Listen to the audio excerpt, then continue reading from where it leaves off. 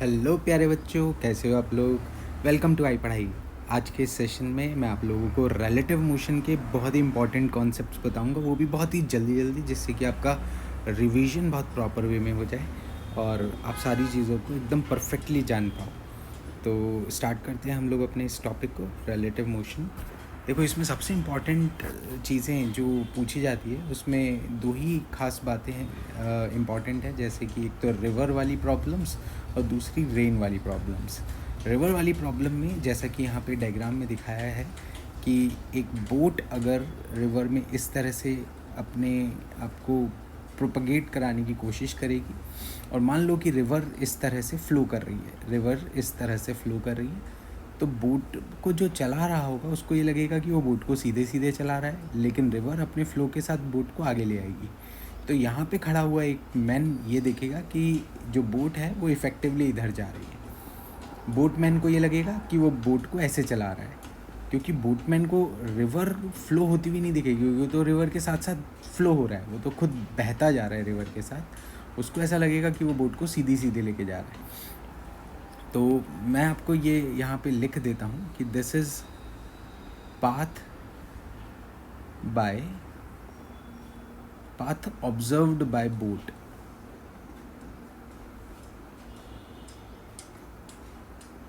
ये बोट ने ऑब्जर्व किया, this is path observed from ground.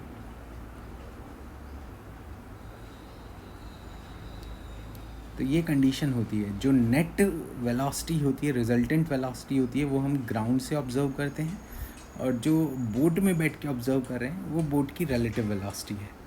This is relative velocity of boat. तो यहाँ पे अब हम स्टार्ट करते हैं कि इस टाइप के क्वेश्चन में कैसे शॉर्टेस्ट पाथ कैलकुलेट करना चाहिए। तो देखो, अगर मैं देखूँ तो बोट अगर सीधा जाना चाहेगी, बोटमैन अगर इसे सीधा सीधा चलाना चाहेगा तो वो पहुँचेगा इधर, तो इसका पाथ तो ये शॉर्टेस्ट नहीं हुआ। तो in order to get shortest path we will say R या resultant path of boat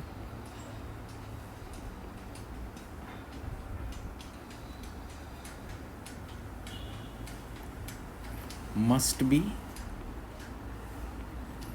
shortest. ऐसा होना चाहिए, रिजल्टेंट पाथ शॉर्टेस्ट होना चाहिए। मतलब ये हुआ कि अगर ये इस शोर से इस शोर तक अगर हम मान रहे हैं, रिवर की विड्थ है W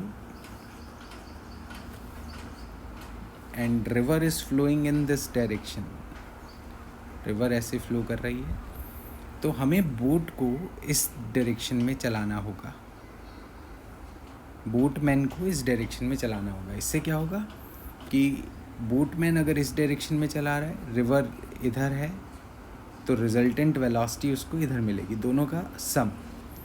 तो हम ये कह सकते हैं V net resultant velocity must be boat velocity plus river velocity, and this net velocity must be perpendicular to river flow.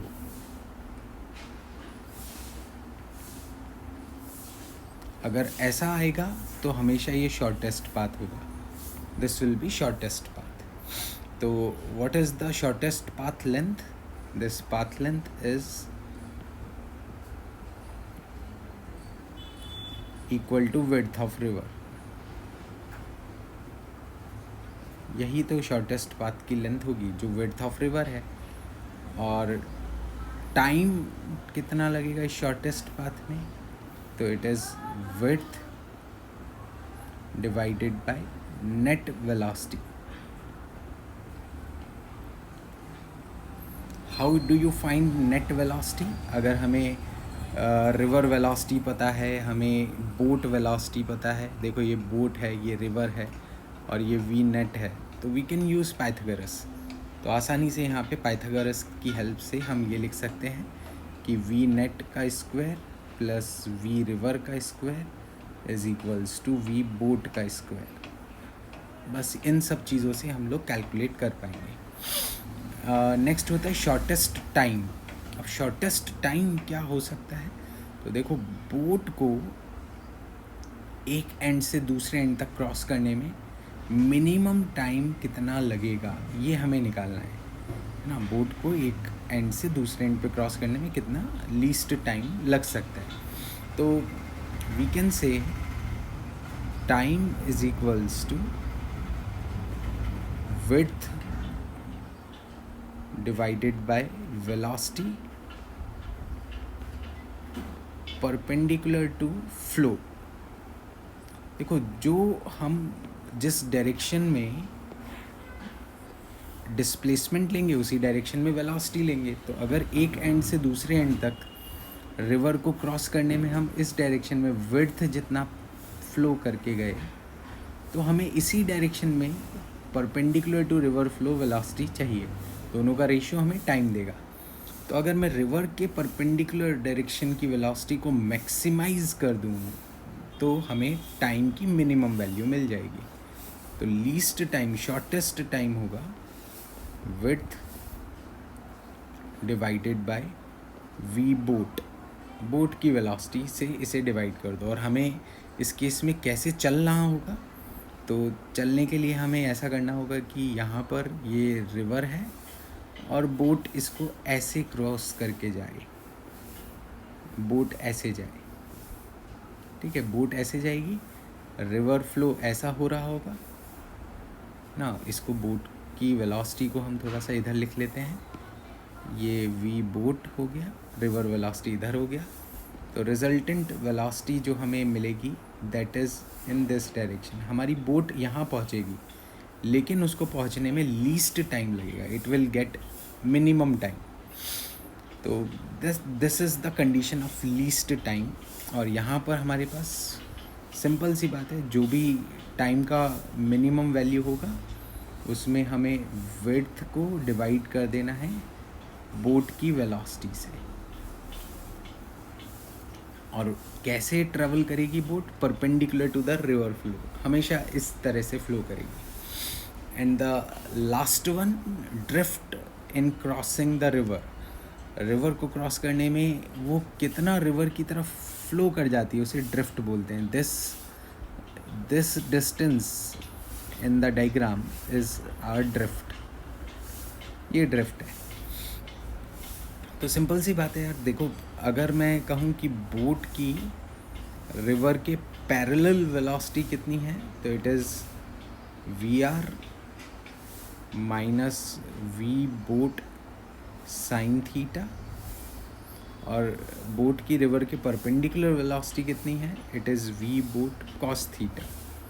अब यहाँ पे थीटा का कॉन्फ़िगरेशन मतलब एंगल हमने कैसे लिया है, तो ये हमारी रिवर फ्लो है, यहाँ पर बोट ऐसे जा रही है और ये हमारा परपेंडिकुलर है, ये एंगल थीटा है। तो V boat cos theta is perpendicular to the river flow. River ऐसे फ्लो करेगी, ये वी आर है। तो एक parallel to the river flow ये V R minus V B का साइन थीटा हो जाएगा और परपेंडिकुलर ये हो जाएगा। अब इसको time to cross the river लगेगा, width and along the width इसकी velocity V B cos theta. और इतने टाइम में ये कितना फ्लो कर जाती है वो ड्रिफ्ट होगा। तो drift will be V parallel velocity multiply by time. Simple सी बात है, स्पीड इनटू टाइम। पहले हम टाइम निकालेंगे, स्पीड को टाइम से मल्टीप्लाई कर देंगे। And this is the whole concept of river boat problem. Shortest path हमेशा क्या होगा, जिसमें नेट वेलोसिटी रिवर के परपेंडिकुलर हो। शॉर्टेस्ट टाइम क्या होगा, जिसमें बोट रिवर के परपेंडिकुलर जाए, फाइनली वो कहीं पे भी पहुंचती हो, कोई फ़र्क नहीं पड़ता। और ड्रिफ्ट क्या होता है, तो पहले हम परपेंडिकुलर वेलोसिटी से टाइम निकालेंगे, टाइम को पैरेलल वेलोसिटी से मल्टीप्लाई कर देंगे। That's all. नेक्स्ट अगर देखें तो रिवरमैन प्रॉब्लम। रिवरमैन प्रॉब्लम भी बहुत ही सिंपल सा कॉन्सेप्ट है, जैसे कि यहाँ पे डायग्राम में दिखाया गया है। अगर रेन ऐसे आ रही है तो इस केस में अगर कोई भी इस तरह से जाएगा तो उसको रेन की क्या वेलोसिटी दिखाई देगी। तो velocity of rain with respect to a man is the velocity observed by moving man. Velocity observed by moving man. ठीक है, तो velocity of rain with respect to man is VR minus VM. मतलब हमें rain की velocity में man की velocity को reverse करके ऐड कर देना है. That is the simple concept of rain man problem. Rain man problem का सिंपल सा कॉन्सेप्ट ये है.